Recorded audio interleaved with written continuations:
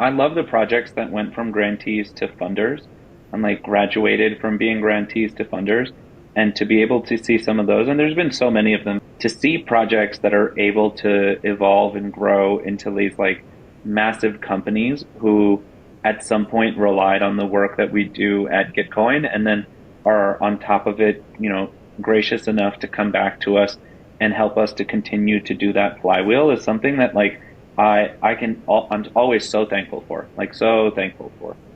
Uniswap, wow. Optimism, Yearn Finance, MakerDAO, Bankless, POAP, Ethers.js, Hard Hat, Wallet Connect, 1inch, like so many top projects, and it's just like to see the amount of value that has been created in the ecosystem from us doing that. We actually put out an impact report, and based on the money that we've distributed, we had calculated based on market highs for tokens that had gone out, and then also valuations for some of the top projects that were still private, that the $50-ish million in grants that we had distributed had created close to $29 billion in global financial impact. Yeah, and so it was like we eat VCs alive when it comes to the numbers, and it's because of like the intelligence of the crowd coming in and deciding how they feel funds should be allocated, and there are a bunch of really smart people putting their brains together, deciding with their votes how they think money should go. And it's honestly why I love being here and doing the work that we do. Welcome back to Zero Rights Reserved, a weekly podcast all about nouns, NFTs, DAOs, Ethereum, and more, brought to you by the Noun Square Media Collective. I'm your host, Toady Hawk, joined here by our co-host for this week, Robotfishgirl, and our guests today, we have Ben West and Azeem from Gitcoin. We're super excited to jump in and chat about all things Gitcoin this week. How's everybody doing? Good, man. Great. We love a lot of what you're doing. We feel like a lot of the values of Gitcoin and nouns are quite aligned, especially when it comes to things like public goods, and definitely want to ask some questions of you guys about those things later. But let's jump right into it. We always like to sort of do a personal touch point on this podcast to get to know the actual folks that we are chatting with. So even though we're here to talk about Gitcoin, and we can see the Gitcoin swag that Azeem's rocking over there, I'd love to hear a little bit about you guys individually, and maybe we could start with Ben. You can tell me a little bit about your story. How did you, what's your Web3 journey, and how did you end up at Gitcoin? I'll try to give you the short version of this because it could be a longer story. But sure. The long story short, I was introduced to crypto way back in like 2013, 2014 by an old buddy of mine. He ran a yoga studio. I was looking for an event space. He took me into the back to show me this nifty contraption that he had set up, which was his mining rig, but he was actually dehydrating fruit with the waste heat coming off of his rig. That's awesome. And that was the part he was trying to show me, was this nifty fruit dehydrator. So that was my first introduction to Bitcoin. If I had been smart enough to take his offer to convert my video editing computer into a mining rig, I would probably also be a angel investor like he is now. But I did, go down the rabbit hole from that point on. Started hanging out at Decentral in Vancouver a little bit, where I was living at the time, and actually spoke at a Bitcoin conference, which was like a group of people in a coffee shop back in 2015. Canadian Crypto Power. I'm also. What's up? Yeah. Oh, right on. Yeah. So, yeah. Anyway, that's my story. I've been around the space for a while, kind of popping in and out of various roles, and have been at Gitcoin for, I don't know, let's see, about a year and a half, almost 2 years now. That's hard to even imagine. How's that possible? A year and a half? Yeah, that sounds about right. Or 15 years in crypto years. Yeah, exactly. And you're the lead for the grants program over at Gitcoin, right? What does Correct. that mean? Yeah. Yeah, we all wear a lot of hats, but that's the job title. Oh, you wear a lot of hats. So you do say in your bio that you're a juggler. So is that metaphoric or is that literal? It's actually literal. I have juggled for money before. I don't know if that makes you a professional juggler or just like a dirtbag hanging out on the beach. A little bit of both, maybe. Why not both? But I can do tricks with like 3, 4, 5 balls. I'm sure I could plug some post on my socials or something. I'll go post a juggling video so people can see it later. Oh, you're not going to juggle live for us on the podcast? My booking agent's going to hear about this one. I I'm sure I've got something I can juggle. I'll get somewhere. mine out too. We'll trade. We can Juggle pass off. through the We can metaverse. pass through the screen. Yeah. Yeah. Well, one thing's for sure. Juggling has prepared you for a career in crypto, I'm sure. So Yes, That's indeed. a great point. Yeah. That's a great point. amazing. Azeem, your turn. I'd love to hear your story a little bit. You are the head of impact at Gitcoin. That's a pretty loaded title. I'd love to hear how you got to that role. Yeah, absolutely. So, similar to Ben, got involved in 2013 a little bit more officially. I was writing for the Huffington Post at the time, and the New York City Bitcoin Center was opening here in the financial district. I'm based in New York, and some of the very eclectic, eccentric people had asked me to come to a New Year's Eve party that they were hosting, and said that if I liked what I saw, they would love if I would do an article on it. And it was a super fascinating experience watching people at midnight who are drunk screaming that they would buy Bitcoins off of each other for a few $100s using QR codes. And so it was interesting enough that I was like, I really want in on this space more. Prior to that, I had just been like reading about it on Twitter and seeing like what looked like mostly anarchists talking about, how money shouldn't be centralized and things like that. And being at that event really opened my eyes to things. I bring this one up and it gets laughs, but in 2014, in February, I tried launching something called Gitcoin, and I got a bunch of press, and then I got a cease and desist to stop that. I had no idea what I was doing. It was a big troll, to be perfectly honest. But it got pressed, and it was fun, and it got me thinking about what ended up inevitably becoming social tokens. Good thing Kim Kardashian doesn't know any good lawyers, though. You got lucky on that one. I mean, she's launched a couple things now. I think Gary Gensler went after her for some fine in the past year and a half, because thank goodness, thank goodness Gary's going after the real offenders. Yeah, he loves protecting the U.S. citizen from profits, and he's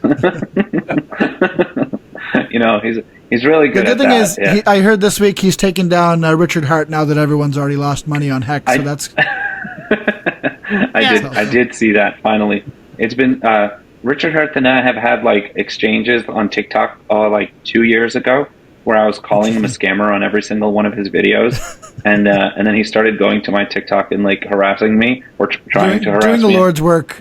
It was just why do these scammers always have like the most fragile of egos? Like you're commenting on their TikTok and they're wiping their tears with like gold encrusted Kleenexes, but they're still seriously. If you go to that guy's Twitter and you go look at some of the outfits he's wearing, it'll be like a Gucci tracksuit with Dior shoes, and like he like points everything out and will tell you how much each thing costs too. Like he couldn't be more cringe. And so when I saw that happened, I was like, thank you, Gary is finally doing some actual work in his position. But yeah, I still was involved in just like taking a look at what was going on in the space, but like there wasn't active work. I was doing 2017 buying and selling ICO stuff, like being part of that bull run and that excitement. And then 2019, I tried starting a crypto gaming company unsuccessfully because crypto investors, or all investors, told me crypto and gaming do not go together. And then 2021, I had a startup where we raised money. It was like a Web3 crowdfunding platform. And, we built a product, launched a token, did all of that, burnt myself out, had VCs who were token dumping on me. And I left the end of 2021. I was doing Kernel, which is a structured 8-week learning environment that anyone listening should go check out. It's the best place to like actually, in like a really natural way, get involved in Web3 and understand like the real core tenets and philosophies of it. And I was looking to get a Gitcoin grant for an idea that I wanted to do, and I spoke to one of the founders, Scott Moore, and I was looking for tips and ideas on that, and he was like, I would actually like for you to join the partnerships team based on just past partnerships experience that I have with working in startups and such. And it's gone very well. I came in just helping to fundraise for the grants program, and this head of impact title, I haven't figured out what it should be called, but I help to oversee the BD sales and partnerships of the 5 separate products and offerings that Gitcoin has. So I'm pulled in every direction at all points of day, each day of the week. I love that. That's a great and concise history. It sounds like you've done a lot of learning. Yes, been very fortunate.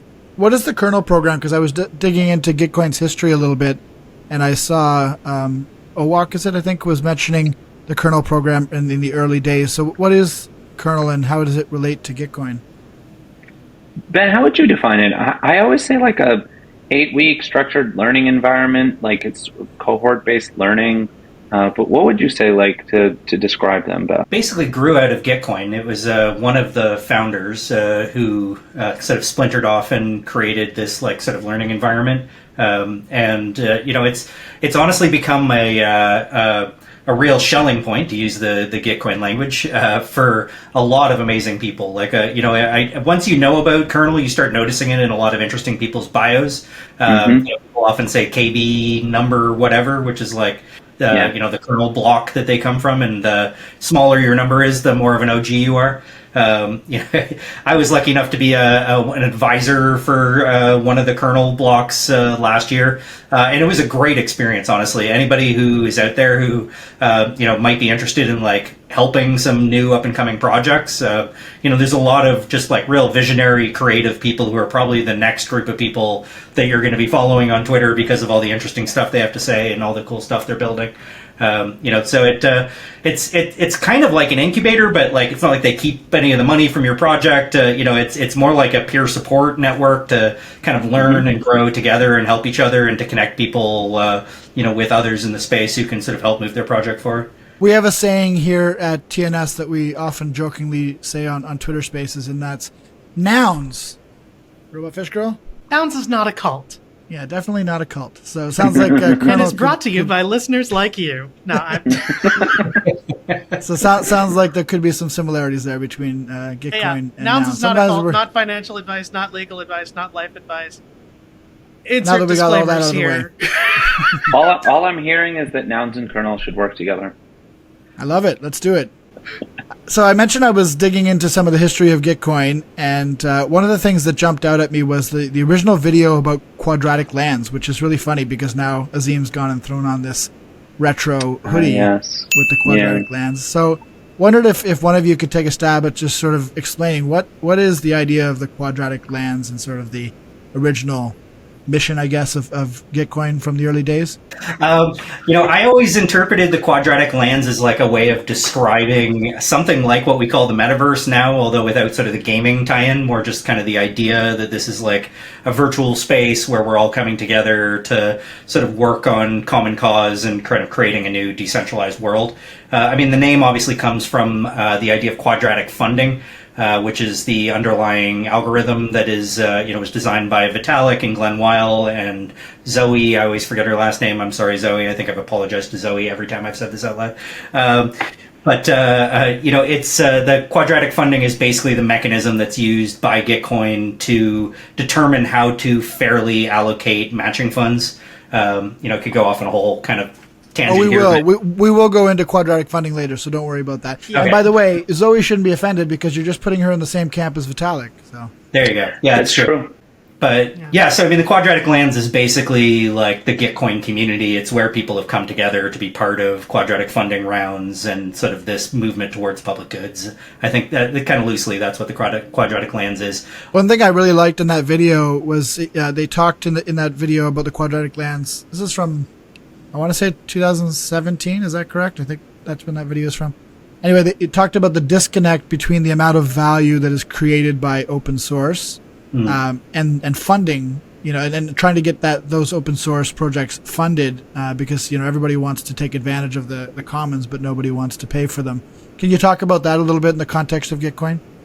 Yeah, that was very much the genesis of Gitcoin. The Git in Gitcoin comes from GitHub, the repo that everybody who builds open source software uses pretty much. There's some spin-off alternatives, but that's really the biggest one. Actually at first when you were creating an account to be part of a Gitcoin grants round, you needed to have a GitHub account. It's only just recently where we've built this new grant stack and the sort of 5 different tools that Azeem was just talking about that's really started to change and you don't need a GitHub account anymore. Very much in the early days, the idea that Gitcoin was based on was like, how do we pay people for all this free work that they're doing building open source software? And if you look at Linux being the software that's used to run servers all over the world, and so much of the core infrastructure of the internet today, there's all kinds of work that we don't even realize is happening all the time that is basically being done for free by people who just really believe in decentralization and kind of the value of the internet as an open and public space.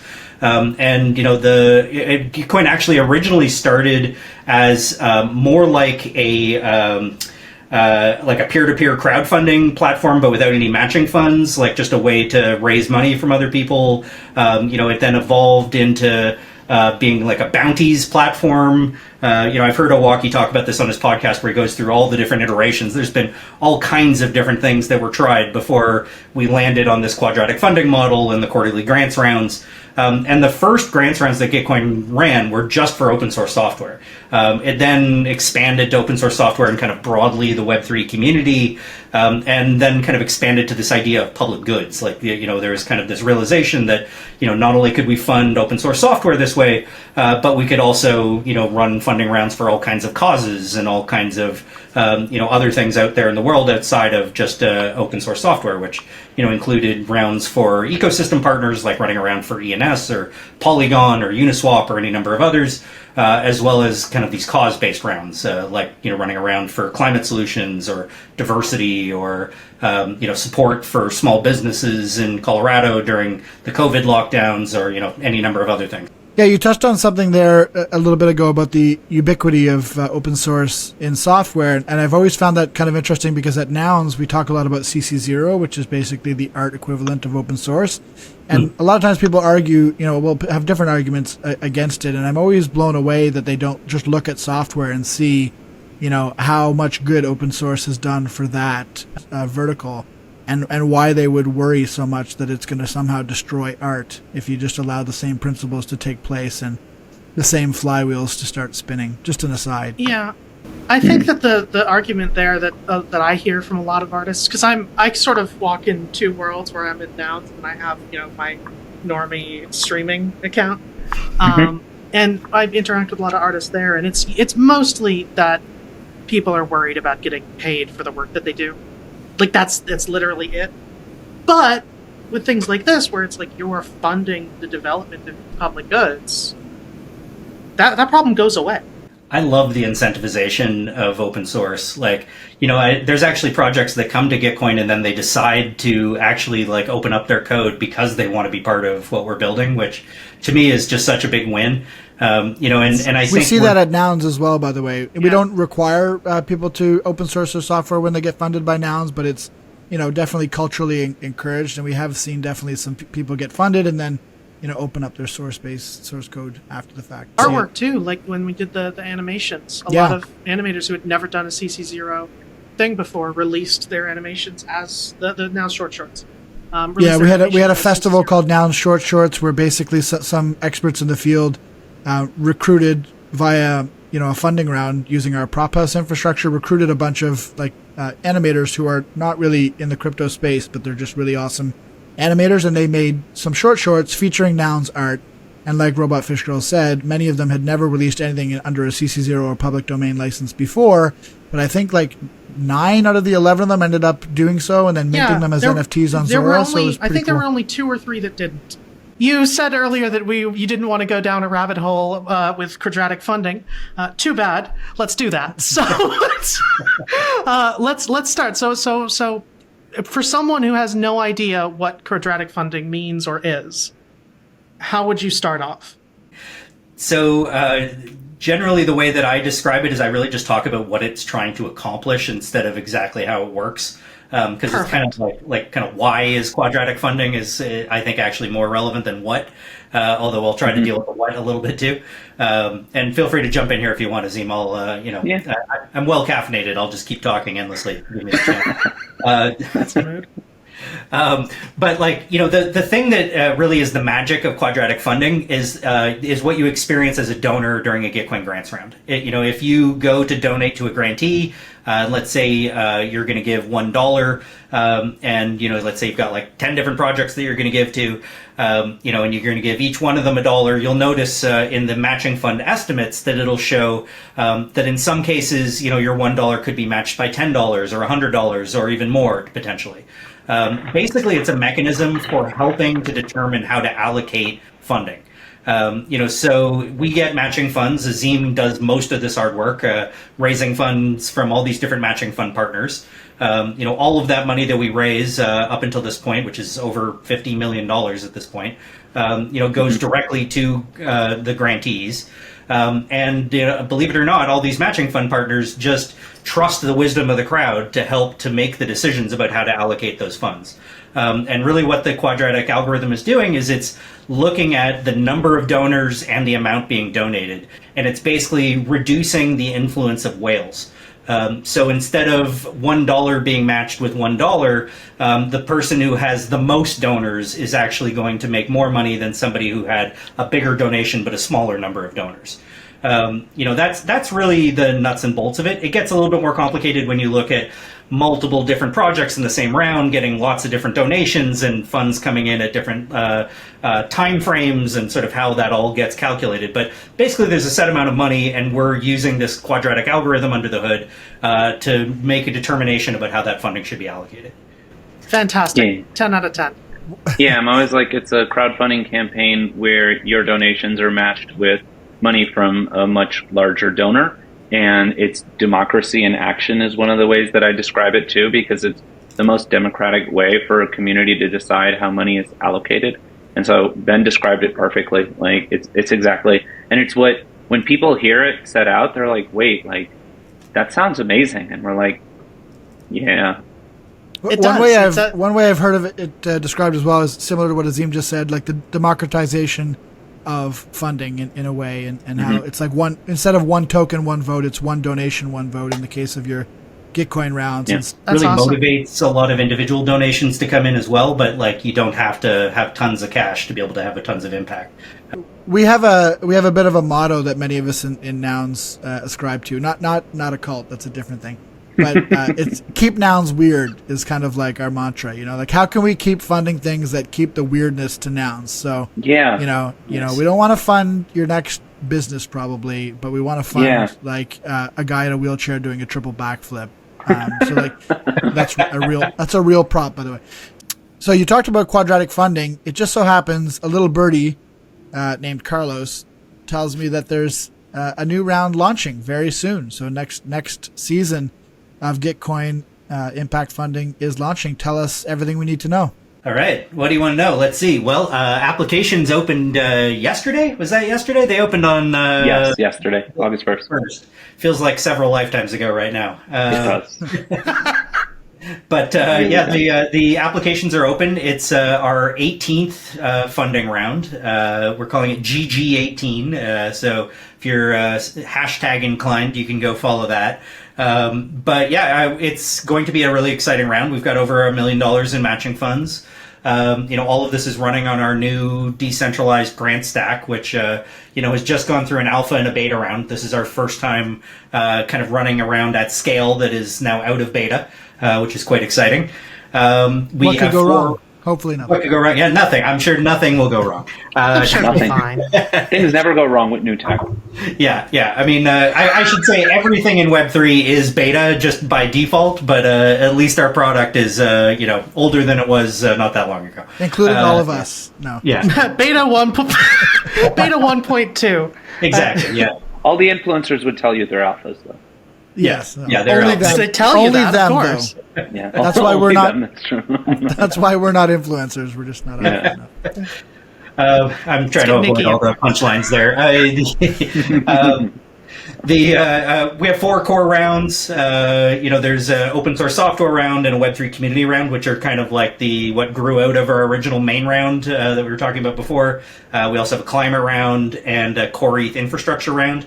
All of those core rounds are running on Optimism, other than one round which is running on our new public goods network, which is an optimistic roll-up. Let's go. That's going to be the core ETH Info round, which I know you guys are partners in, which is very cool. High fives all around in every direction. Yeah. There you go. Yeah. We'll fix it in post. Yeah. We can fix that all in post. And we also have featured rounds, which are basically like rounds run by partners at arm's length from Gitcoin that happen at the same time. And there's going to be a whole bunch of different of those rounds. We've got a Latin America round. There's a tech engineering commons round, token engineering commons round. I think there's going to be another super modular round. Help me out here, Azeem. What other rounds? I believe so. There's going to be the super modular round. Mantle might do one. Mask, another OP stack. Yeah. It's OP. Mask is going to be doing one. The AI alignment round, I think, is going to be a very cool one. For who else? I don't think we'll do decentralized science. We're going to do advocacy separately at some point. I know you guys were super helpful in our last round with the $100,000 donation. We're probably going to be running advocacy separately after GG18. It kind of makes sense because it feels like its own thing in a way. Yeah, that's what we want it to be, like, to really put like a focus on it in that way, as opposed to like as part of a grants round is like really like working with base again on that as well, and like seeing what we can do, but have it like be its own thing. All the rounds are like, these are all the important people contributing to crypto, and then the crypto advocacy round is like, if this doesn't work, then it doesn't matter about any of the other stuff. Yes, exactly. If this doesn't work, everyone needs to move to the Middle East. Sounds good. Or Latin America. Or Latin America, yeah. Anywhere except the U.S. Yeah. Maybe Canada, too. No, you guys are super anti-crypto. No, I mean, like, move out of Canada. Move out of Canada. Okay. Yeah. I mean, I love Canada, but it's definitely not the best place to be in crypto. I can tell you that.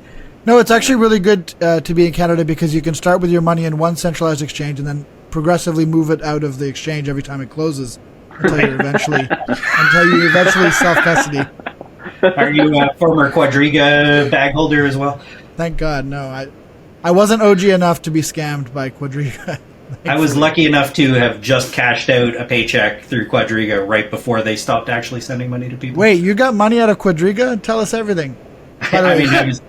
There was lots of money coming and going for a while until it wasn't, and then all of a sudden it was a big problem. I actually was sitting in a coffee shop with a coworker who was also Canadian, working at a tech company like back in 2017, and told him about what was going on at Quadriga, and he literally just sent his paycheck to Quadriga. Man. It was pretty heart-wrenching to watch that happen. Oh, no. Man. If you guys, I mean, I'll shout this out. They haven't paid us for any advertising. We'll have to follow up for retro funding here, but CBC has a really great podcast about the Quadriga thing, and it's just nuts to listen to. If you haven't listened to it, I forget what it's called, but if you just Google CBC podcasts Quadriga, you'll find it. And I think there was a Netflix adaptation of it as well that went live. Wow. But it's a crazy story, man. It's like it predates Mt. Gox, doesn't it?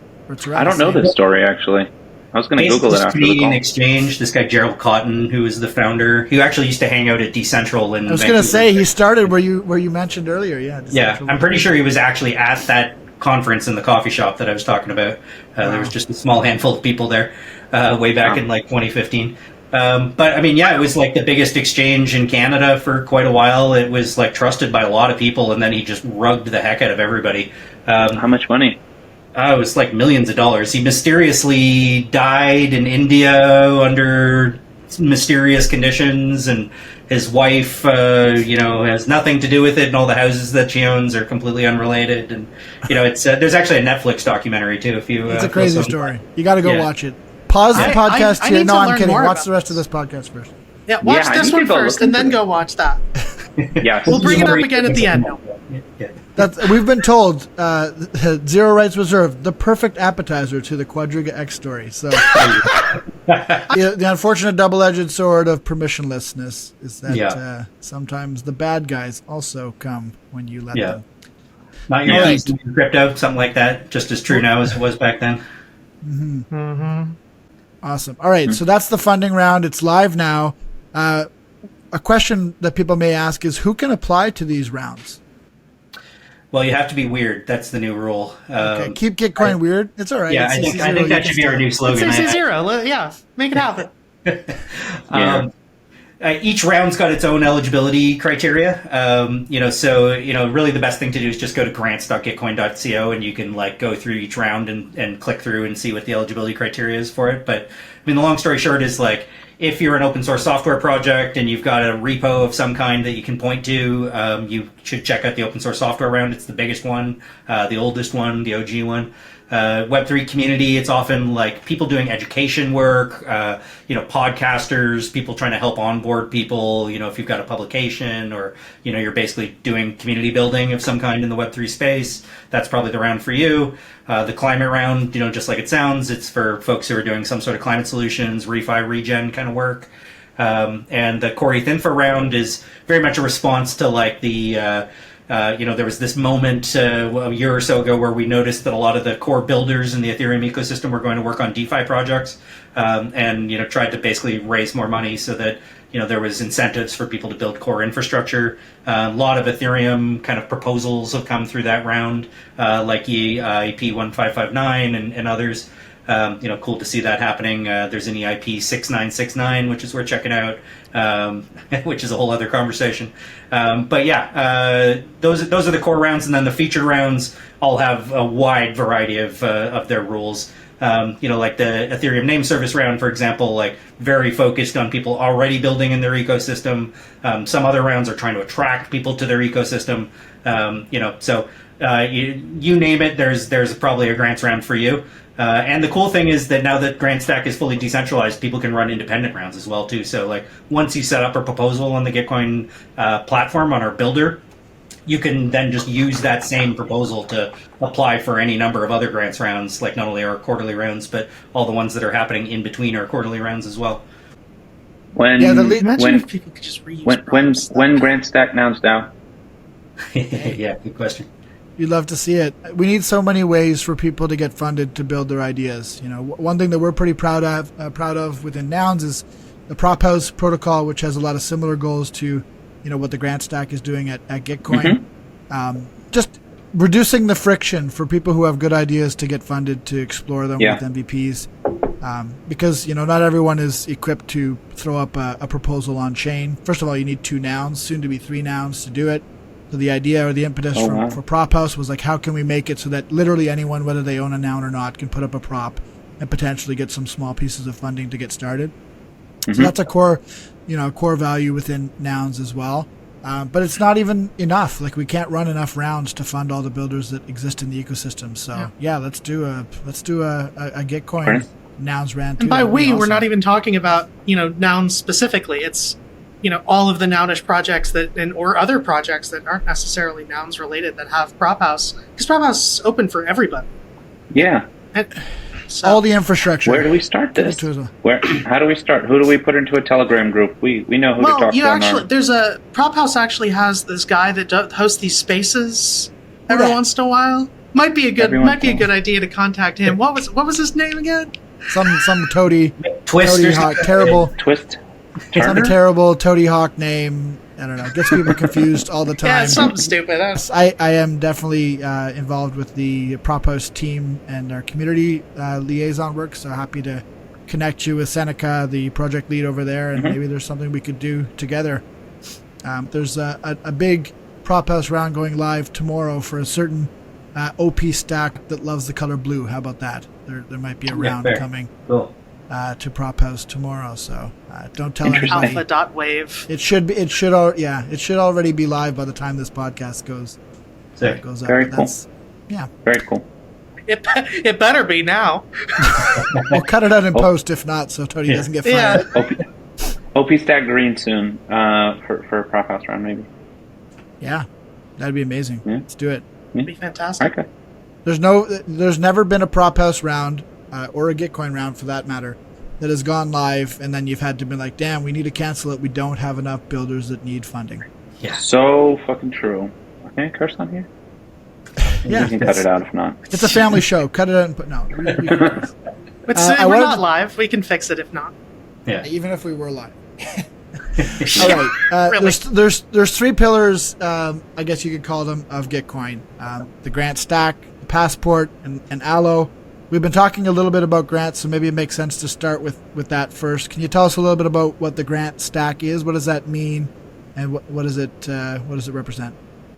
Yeah, so the Allo protocol, which is what Grant Stack is built on top of, is sort of at the moment protocolized quadratic funding. There's going to be other mechanisms for capital allocation that are going to be added. We're going to be doing direct grant soon. We're going to be adding quadratic voting at some point, but at the moment the Allo protocol is for the most part protocolizing quadratic funding. And as we've run these rounds over the years, what we've continuously seen is that in our centralized nature, when we're like, we are running our round at this point, we've had ecosystems come to us like Polygon, like ENS, and all these others who want to run rounds, but they end up having to run them when we want to run them and sort of based on the terms of what we're going to be doing. And as we spoke to all of the providers of grants in this ecosystem, which is very vast, we kept finding that all of them wanted to find a way to be able to see if there was the ability to use the software we were using. And we really sat back and were like, we're supposed to be open source, and our C Grants program is a centralized platform. To live up to the ethos of open source, we need this to be an open source thing.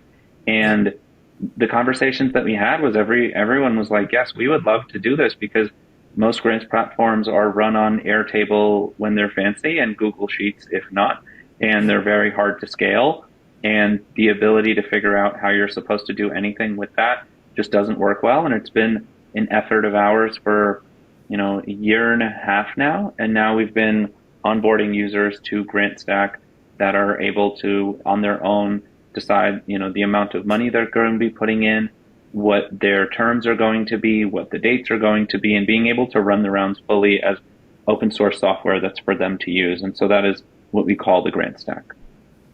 Amazing. I love the protocolization of everything because it's it's a very nounish ethos, I feel like, too. It's like, if you set it free and it comes back to you, then it was meant to be type thing. But it's like, don't be precious about your infrastructure. Just, let people use it. And, trust me, no one's going to beat you to the punch anyway. Like, it takes so much effort to actually run something on top of the infrastructure. So just, let the infrastructure be free, and then people will, they'll find the bugs in it. They'll improve upon it maybe, and then ship it back to your original. The forks will ship the improvements back to you. So there's like literally no downside to doing what you guys are doing with something like grants. So that's super exciting. Yeah, always looking to see how we can help the ecosystem. I'm just really excited about that composability, interoperability thing you were talking about. Like, I think already we're seeing all kinds of ideas bubble up of like what people could build on top of Allo. I'm really excited to see what happens, like, a few months down the road, 6 months down the road, as we start like integrating more of the tools that others are building, and seeing all the different things that can spin out off of Grant Stack and Allo protocol. Like, I think, that to me is like really where things get exciting, actually, is like what comes out of, just putting something out there in the world. Nouns has seen that as well, right? Because the main DAO was obviously forkable, infinitely forkable, and all the art was forkable, I guess, as well, being CC0. So we've had lots of DAOs that have popped up as sub-DAOs, independent sub-DAOs of Nouns. The probably the most known of those would be Little Nouns, and the devs of Little Nouns have been. We often say like they're speed running governance in a way because there's one new Little Noun every 15 minutes instead of every day in the main DAO. So they're speed running what happens when you do this, what happens when you do that. And on several occasions, they've been able to make improvements to the protocol that then, have been able to be shipped back to the main DAO, and that's what it's all about. Passport. Tell us about Passport. Sure. Passport is basically a privacy-preserving identity protocol. I actually think it might be Gitcoin's killer app, honestly. As much as I love our grants program, already seeing Passport show up in all kinds of places, being used for lots of things. Snapshot's got Passport-gated voting, for example, which is pretty cool to see. Basically, it's just a way to, to verify that you are a distinct individual without having to dox yourself. So it's a combination of legacy web accounts and on-chain activity. We now have this one-click tool. Basically, you go to passport.gitcoin.co. You just connect your wallet, click once, it identifies all the different stamps that you would qualify for, and the stamps have different weighting depending on a variety of different things. But if you've got NFTs and POAPs and you've got ETH on chain and, you've collected various different attestations or any number of other protocols that exist, we just keep adding more and more of these stamps with different partners. In the not too distant future, people will actually be able to come up with custom weighting themselves if they'd like. So if you want to, put much more emphasis on this versus that, you can actually sort of change how the weighting is done within Passport. But the way that we use it at Gitcoin is largely for Sybil protection, like basically trying to ensure that people aren't using bots to pretend to be multiple donors to try to game the grants program and get a bunch of funding for themselves by pretending to be a bunch of donors. This is what I love about Passport, is that similar to one of my favorite things at Nouns is Prop House, which we've talked about before. And one of the things I like the most about Prop House is that Seneca, one of the founders of Nouns, saw a problem within Nouns DAO and said, we need a solution. And then he built it, and then he shipped it and said, anybody can use it, whoever finds use for it. I think that's very Nounish. That's the ethos that most of us subscribe to. And that's basically what Passport was, right? I mean, you guys saw a problem with Quadratic Funding. Like, how do you make sure that the people who are funding are actually real people? And how do you keep someone from just making 15 accounts to fund themselves and increase their matching? Well, Passport's the solution to that. And then I feel like you almost kind of backed yourself into a killer app, like you said. Yeah, it's been fascinating. L2s with airdrops, NFT projects. We're finding we've been having convos around finding a way to add in ZK proofs, because projects that want to be able to do TradFi related things need to be able to do proof of humanity while still being privacy preserving in some capacity. We're finding that there's going to be a lot of GameFi projects who are very interested in being able to use this as well. And so it's been interesting where it was born out of necessity for us to make sure that our grants rounds weren't being gamed, and then started to find, there's a bunch of other places in the ecosystem that are interested in using this tool. And now it's been figuring out how to start targeting, having conversations with each of them and being able to help benefit their communities and their missions. So, small self-show for TNS here. We did make a video walkthrough of how to do Passport, which we'll link in the video here so you can take a look. That video is amazing. Who's going to edit this? Is someone going to put It's up there. That video, I think, is a pretty good walkthrough, and if you haven't checked it out, you should check it out. When I first found out about Passport, I had the exact same reaction that you did, Ben. I was like, wow, this is so needed, so topical as well with all the AI stuff that's happening, and it's becoming more important than ever to know who's a real human being. And I don't want to get into this debate necessarily in this podcast, but I mean, obviously people have different thoughts about whether they should put their eyeball in a dystopian orb to prove that they're human. So it's good to have as soon as you did that, I was like, why did you do this? And then you explained it, and I was like, okay, I already have, yeah. That makes sense. But you have to admit, though, they did. I mean, again, I don't want to go down this rabbit hole, but they did make their job a lot harder than it needed to be in terms of making their brand super duper dystopian. It's going to be really hard. They have an uphill battle, I think, from a market. They got us talking about it anyway. Maybe it was that's true. Intentional in that kind of interesting kind of if it gets attention, it's good, even if it's bad attention. All attention is good attention. Yeah. All jokes aside, though, orb or not, I mean, the great thing about something like Gitcoin Passport is that the orb could be incorporated into Gitcoin Passport. Yeah. You could have that as one of your stamps. What would be really funny is if you get the orb stamp, then all of a sudden you go straight to 100. You're 100. Congratulations, you're human. Yeah, I mean, somebody could set that up. I think. I think we actually have one biometrics related stamp already. I will say though, it is a bit humbling though when you go in there and you collect all your stamps, and it's like, congratulations, you're 20% human. I mean, one thing I think is cool about it is that Gitcoin is often a bridge from the legacy world into Web3. A lot of grantees try to get their friends and family and whoever else to come and support them, and or just encourage people from the meat space to come hang out. And we've had to modify the weighting of the stamps so that, you know, somebody who just set up their first wallet can still verify their identity. You know, so it really does blend together. Like literally you can get a stamp for a LinkedIn account and you can get a stamp for like biometric identity on chain. Like it, you know, the whole spectrum of like, you know, everything from like red flags, legacy world accounts to like, you know, the most Web3 native stuff that you could possibly be doing, really. Said something earlier, too, about how people using the service could have some granularity in terms of how they use the different stamps, and that got me thinking as well. And now what you just said about LinkedIn, you could have an app where it's like, we want to verify that you're a human that doesn't use LinkedIn. Yeah, for LinkedIn. So I wanted to highlight that what you're saying about how people coming in from outside the Web3 space. I love that you are in that position, because I feel like it's one of those things where, same as like with Passport, where you saw a need and you filled it. This is one of the things that the broader Web3 space needs, is it needs people who are able to translate bizarre Web3 talk. Because really, I mean, we think back on some of the sentences we've said on none of these words are in the Bible. Like, but you know what I mean, right? Like, we are speaking an entirely different language to a lot of people. A lot of people are going to could listen to this and go, all right, now, you know, ELI 5, that entire conversation.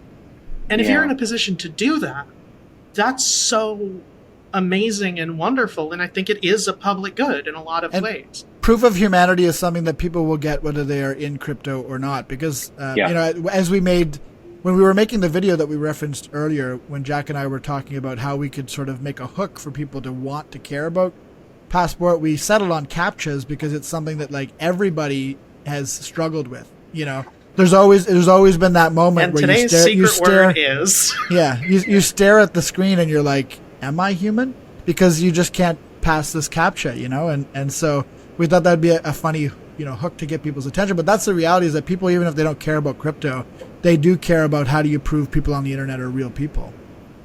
I hope somebody builds something that can help me identify whether the email I'm getting is a spear phishing attack or actually coming from a human using Passport sooner or later.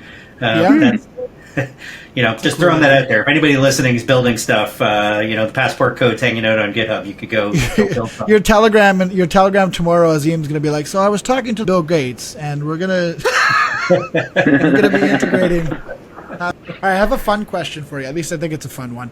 What are some of your favorite projects each that have been funded in Gitcoin rounds? Oh, damn.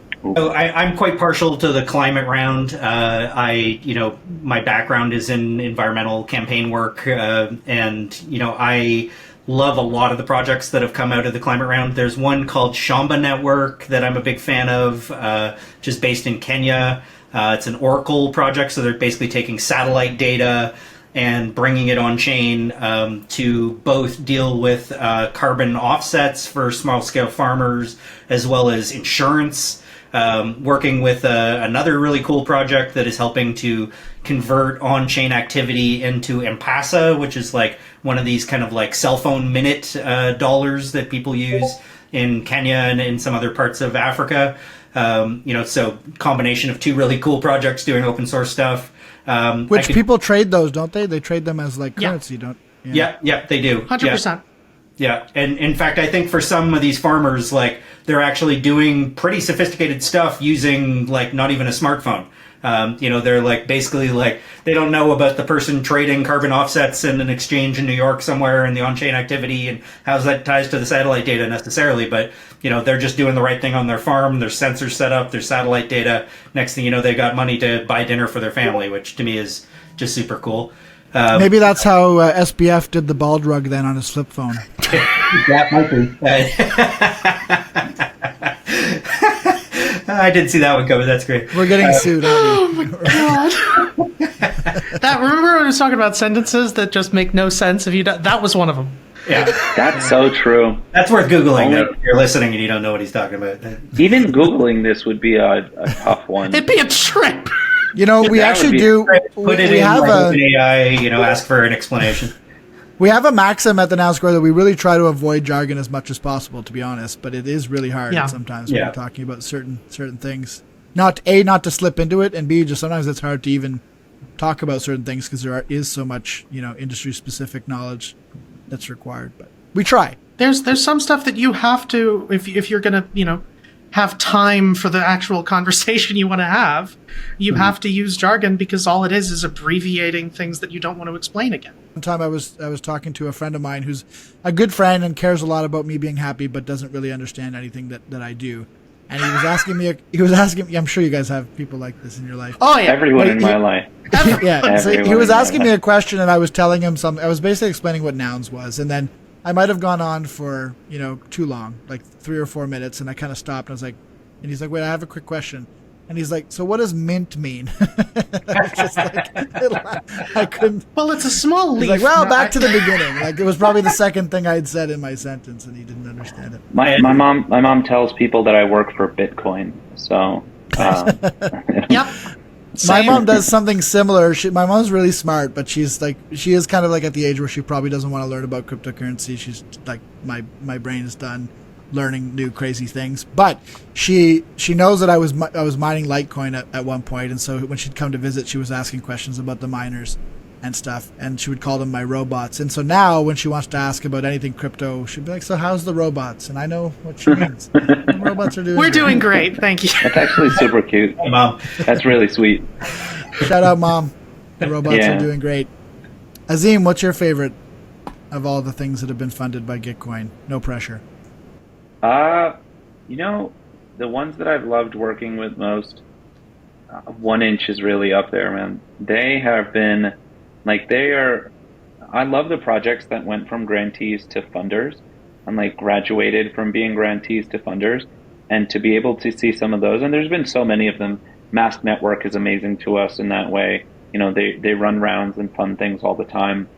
1inch we did an interview with them where they'd been saying that had they not gotten access to the funds that they did during Gitcoin grants rounds, they wouldn't be where they are today.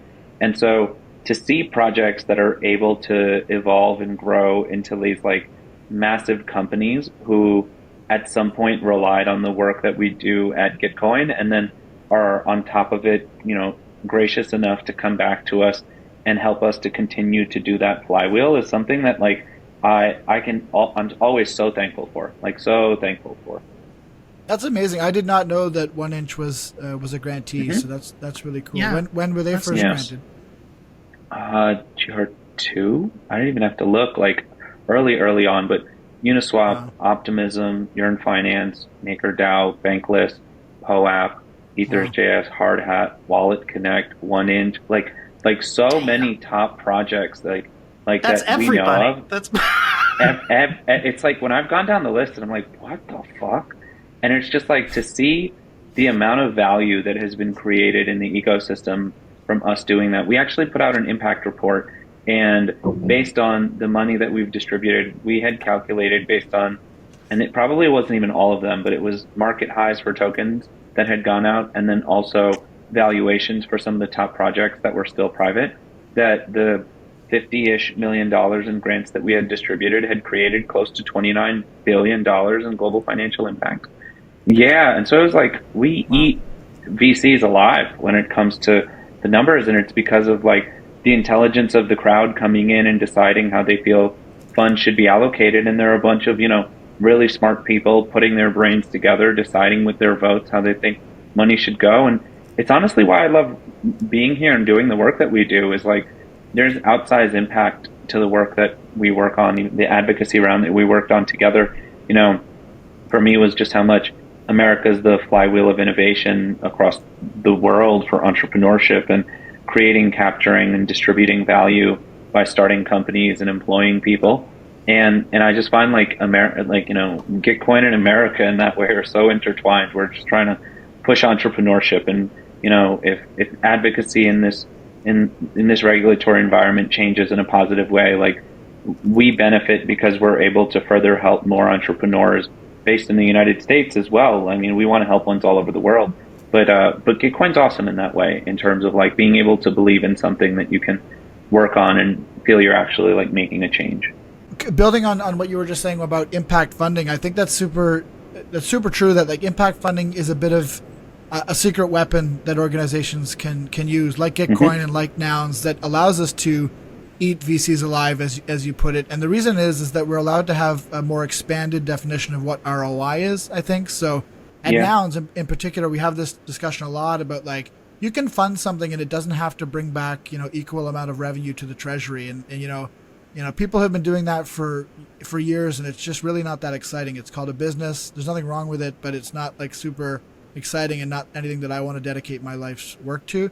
But the idea of like being able to fund people to do amazing things like improving public goods, doing beach cleanups, stuff that actually has impact on the earth and on different populations, and then being able to potentially capture some of that in provenance on the blockchain is like enough to me anyway. And so I think that's super exciting that Gitcoin has that sort of mindset as well. As yes, you might fund a 1 inch that becomes a very successful business and is able to come back and fund again, but you're also funding things like what Carlos is doing with Web3 Beach, where they're literally just onboarding people and cleaning up the beach, and that's enough. 100%. Gitcoin and Nouns do share a love for public goods, as we've been discussing. And, paying it forward is one of the reasons but other than that, why else are public goods so important to fund? And I'd love your answer on this too, Ben. Mine is like a more capitalist answer, is that, we're really accustomed to private software companies owning everything. And open source software is the way that we feel that Web3 infrastructure can really power the next iteration of the internet. And if you take a look at how many billions of dollars in revenue open source software is currently, it's in the tens of billions. And so if we were taking Web3 and expanding that by 10x over the next 5 to 10 years, then that's to say that we're looking to create hundreds of billions of dollars that would be added to just potential business opportunities around the globe. And for me, it's that, public goods are going to be what allow us to create that and then help benefit a lot of the people worldwide, where we don't have to, depend on 5, 6, or 7 private software companies who run everything. And we're able to make this be something that like everyone can take part in a much more open internet. You don't run into the problem where AWS shuts down and so does half the internet. Now it's only happened 4 times this year so far. Now it's just if IPFS shuts down. We fixed it. Yeah. At least there's more than one thing. Yeah. I could give you the kind of activist answer to that question. The thing that brought me to Gitcoin was, for one, I've spent 20 some odd years working on trying to make climate solutions a reality and feel like we're kind of doing that thing where you keep trying the same things even though they're not working. I just fundamentally feel like existing power structures are broken, that the big banks are too powerful. To me, that was a lot of what attracted me to crypto to begin with, was like this idea that, we could take some of that control away from the big banks, that we could find new ways to allocate funding to the right things, that we could create new microeconomies that, could support good work happening in the world. And there is big, serious problems happening all over the place that aren't getting enough funding. Even if you look outside of kind of government and banks, even the existing sort of philanthropic world is very ripe for disruption. Somebody worked in nonprofits and in public policy for a long time. A lot of these kind of grant processes and funding processes can really be a black box. You don't know kind of how those decisions are being made, but basically the same things keep getting funded. Seems like there's some cozy relationships between people and funders. Imagine Web3 Beach. If Web3 Beach was a traditional NGO, how many X amount of money they would need to do the same thing with all the overhead. 100%. Yeah. And credit to Carlos too. Like, not only has he funded people doing cleanups, but he's also gotten a bunch of people in the local economy to start using crypto there. There's like he calls it impact onboarding, which I fucking love. I love that. That's fantastic. Yeah. Big shout out to Carlos for sure. I'm huge shout out to Carlos working out with us at Gitcoin these days. He was like my favorite grantee, showing up at Twitter Spaces for a couple of seasons, and now he's like inside the Quadratic Lands, which is very cool. Well, you owe us a bit of a debt of gratitude, because we had him on our Twitter Spaces as a guest, and he was talking to us about Web3 Beach. And he was talking about how his wife was considering leaving him because she had just found out that he'd been working on Web3 Beach for no pay for 6 months. All jokes, of course, but we said, well, maybe you should go get a real job, Carlos. It's time. And now he's working for Gitcoin, so we'll take credit. You should. Thanks for that. Yeah. I was on his Twitter Spaces today, though. He's doing an awesome job with the community management and getting a lot of energy. Stuff. That Spaces was something else too, just hearing all the different grantees and all their stories and people who are hoping to get grants this time and people who did before. It's really, the energy is pretty palpable. So it's for sure. I don't know if you heard of Gitcoin Radio, but in the last grants round, a group of grantees, Carlos being one of them, from all around the world, decided that they were just going to host a 24-hour, never-ending Gitcoin shill space, basically, throughout the entire grants round. And they actually did it, and I think they're doing it again. I remember amazing. A few grants rounds ago, somebody did like a day-long shill, and we were like, "Wow, that's amazing!" I remember that. Yeah, like now it's turned into like they're just like, okay, well, we're in different different areas around the world, different time zones. We'll just host a never-ending Twitter shill space. And honestly, if you go check it out at any time, basically on Twitter during this grants round that's coming up, you'll just hear so many interesting people popping up, talking about what they're working on, and supporting each other, finding new co-founders, finding new devs for their project, borrowing each other's code and stuff. Like a lot of that secret sauce of the grants round is really not just the funding, but it's like those relationships that bubble up in the grants rounds. And Carlos is definitely right in the middle of that. Well, Carlos was just saying to me that maybe he'd like to collab with us on TNS, running a couple shill spaces and stuff. So I'm definitely down. We've been known to do some crazy long Twitter spaces as well. We did a 24-hour spaces last year. For the 24 hours, you're talking to people who are uniquely suited to know just how painful that is. One thing we've liked doing on past podcasts is just turning it around and asking if you guys have any questions about nouns, because sometimes people from the outside, nouns can be this weird many-headed Medusa, and sometimes people have questions. So happy to answer if you guys have any questions about nouns. Love that. Less so for me, just because now we've been interacting enough that like I've been able to delineate between prop house and little nouns and public nouns and nouns itself and some of those things. But in the beginning, I was definitely like, all of these things sound similar, and I have no idea what the difference is. Yeah, but people probably think that about Gitcoin too, right? So for sure, 100%, 100%. I'm trying to think of a good question. I mean, I've got like dumb joke questions, but I think actually the one that I'm really interested in is like, what do you tell people to read to really understand what's going on at Nouns? Like for somebody who's just kind of walking in the door. That's an interesting question, in particular with regards to Nouns, because one thing that kind of made waves, at least within our circle, is last September the founders of Nouns decided to close down the Discord that had been active since the start of the project. And the reasoning for that is that in a true decentralized DAO, having the one town square where everyone can meet being owned by the founders of the project is kind of antithetical. It was a controversial decision. Some people think that it killed a lot of momentum in the project. Some people didn't like it. I personally get it, and I think it was a good decision. Because it forced people to kind of like scatter like roaches and then come back out into the light and find their friends and reform. It allowed projects like ours, like the Noun Square, to become a place that people could come and learn about nouns and hang out. So all that to say, like there isn't really a centralized place in particular that people can go, but there are a few different Discords that people can hang out in to learn. So there's the Nouns Community Discord, and I'll throw a link in the podcast description. There's our Discord, of course, the Noun Square, and our Twitter. I would say our Twitter, if someone knew nothing about nouns, I would say like subscribe to our Twitter, because if you just at least, sat and listened to our Nounish spaces for a week, you probably know more about nouns than you wanted to know. So that's one resource. RFG, anything else you would add? Yeah, as for things to read, because I mean, the best thing that you can do, this isn't reading, but the best thing that you can do to get involved in nouns is to just jump in. And it is scary, and it will be overwhelming, and you will not know what you're doing for the first week, and then it'll all just sort of fall together. I promise. But if it does make you feel apprehensive, as well it probably should, then Erica Lee did a fantastic article on nouns about a year ago now. And that gets also reshared. WM Peaster has also done some really great pieces for Bankless Metaversal. I'll link So- those as well in the podcast list there, so you can do extra credit if you want and read those. Yeah. And And probably honestly, another thing- nouns.wtf/vote. Just read the proposals and see what's gotten funded and what hasn't, and what people are trying to do. If you want to go really in depth, you can go on Agora or any of the other front ends that we have and look at people's vote with reasons.